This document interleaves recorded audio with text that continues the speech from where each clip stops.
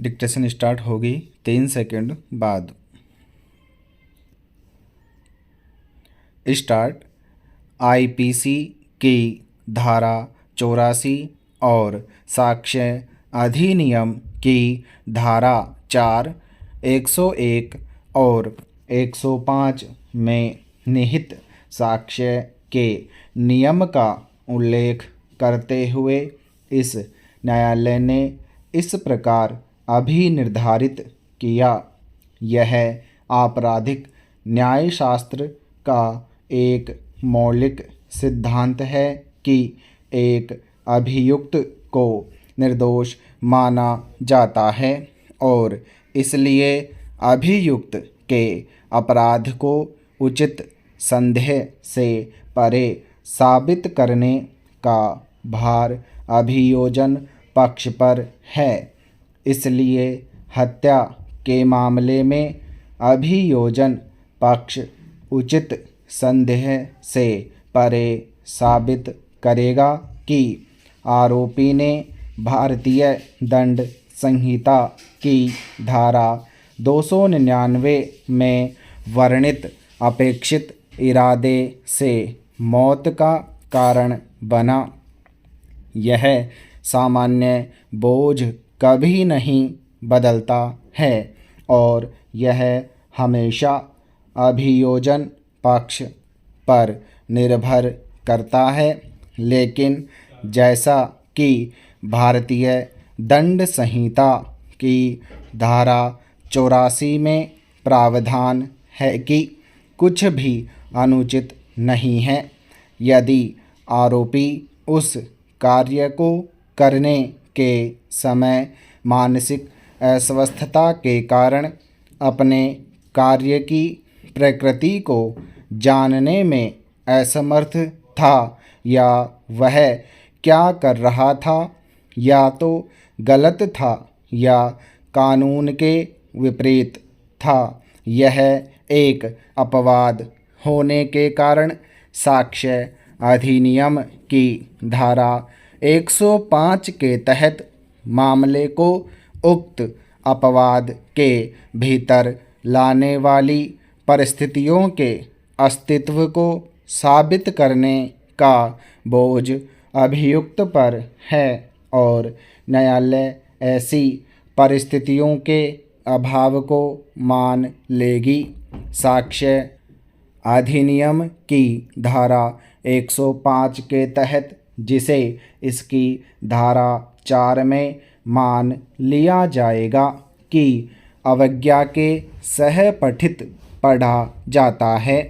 न्यायालय ऐसी परिस्थितियों के अभाव को तब तक मानती है जब तक कि उसके सामने के मामलों पर विचार करने के बाद यह विश्वास नहीं करता है कि उक्त परिस्थितियां मौजूद थीं या उनका अस्तित्व इतना संभावित था कि एक विवेकपूर्ण व्यक्ति को विशेष मामले की परिस्थितियों में इस धारणा पर कार्य करना चाहिए कि वे मौजूद थीं।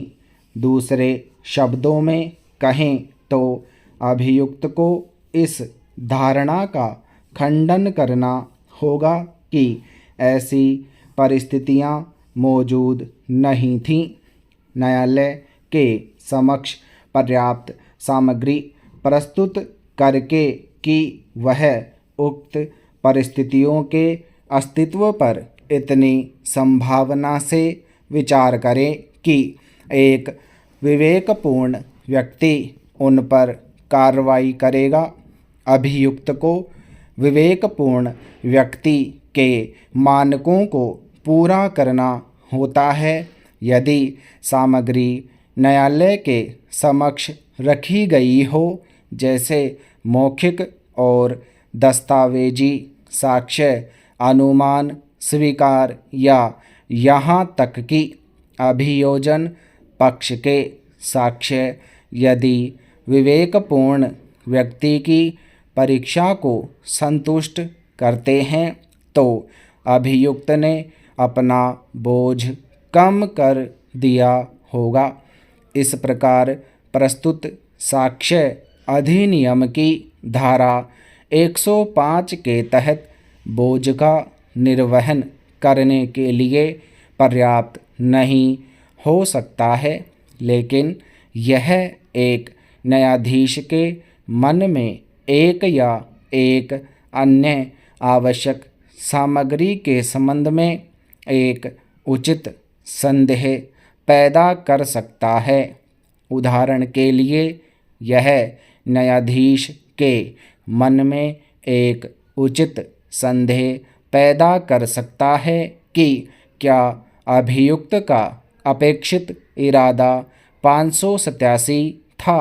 पैरा 299 भारतीय दंड संहिता यदि न्यायाधीश को इस तरह का उचित संदेह है तो उसे अभियुक्त को बरी करना होगा, क्योंकि उस स्थिति में अभियोजन पक्ष अभियुक्त के अपराध को निर्णायक रूप से साबित करने में विफल रहा होगा।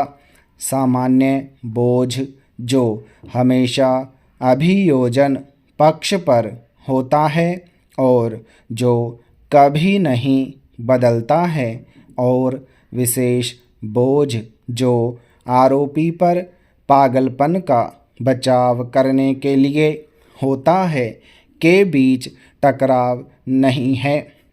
पागलपन की दलील के संदर्भ में सबूत के बोझ के सिद्धांत को निम्नलिखित प्रस्तावों में कहा जा सकता है।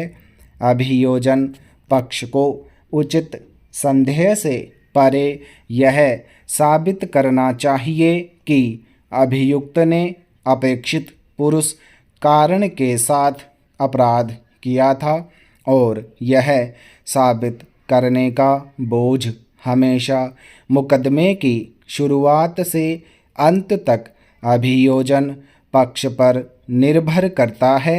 एक खंडन योग्य धारणा है कि भारतीय दंड संहिता की धारा 84 द्वारा निर्धारित अर्थों में जब आरोपी ने अपराध किया था वह पागल नहीं था।